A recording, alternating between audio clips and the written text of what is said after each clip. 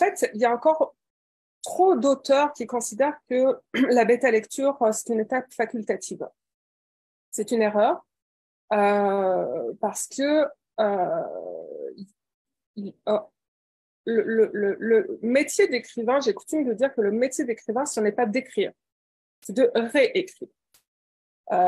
Donc, quand on parle de la réécriture, en fait, on devrait plutôt parler des réécritures parce que le premier jet, une fois que l'écrivain, l'écrivaine a fini d'écrire toute son histoire et mis le point final, oui, on célèbre, tout ça, j'ai fini. Non, non, non, t'as juste commencé, d'accord?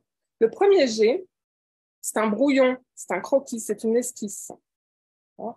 Donc là, dans le cheminement normal, eh bien, l'auteur va entamer de la réécriture. Il va relire son premier jet, il va voir qu'il y a beaucoup de choses mauvaises, d'autres choses plus intéressantes, et donc il va se questionner, approfondir, etc. Puis il va réécrire.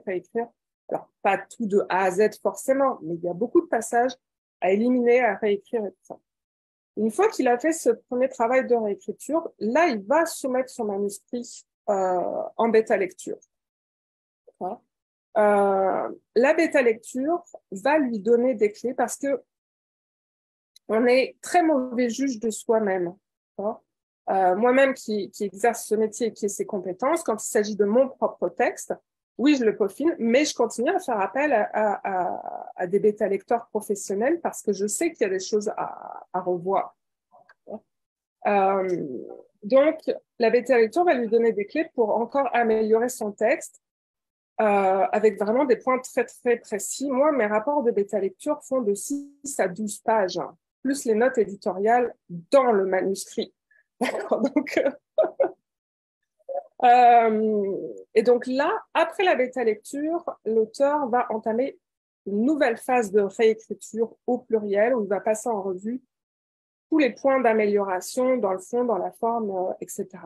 Puis c'est pour ça que je dis que vu le détail avec lequel je fais un travail de direction littéraire parce que c'est ce que dans une maison d'édition, il sera amené à faire. Donc non, la bêta-lecture n'est pas accessoire si l'on veut avoir un manuscrit final qui soit solide et de qualité. Par contre, l'alpha-lecture, c'est facultatif, mais effectivement, pour un auteur débutant, un jeune auteur, il peut se dire, OK, j'ai commencé ça, mais de quoi ça a l'air?